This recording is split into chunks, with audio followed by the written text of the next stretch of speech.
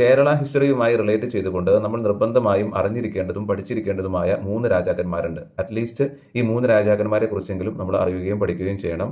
അവരുടെ പേരൊന്ന് വായിക്കാം. First one Anizham Thirunal Marthanda Varma. Second Pazhassi രാജ.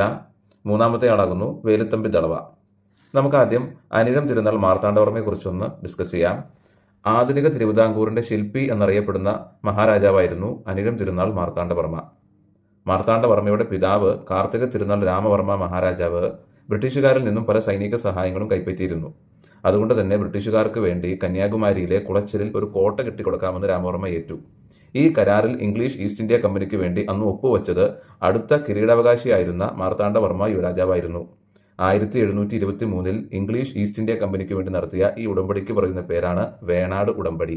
ഇംഗ്ലീഷ് ഈസ്റ്റ് ഇന്ത്യ കമ്പനി ഒരു ഭാരതീയ രാജാവുമായി ആദ്യമായി ചെയ്ത ഉടമ്പടിയാകുന്നു 1723 വേണാട് ഉടമ്പടി.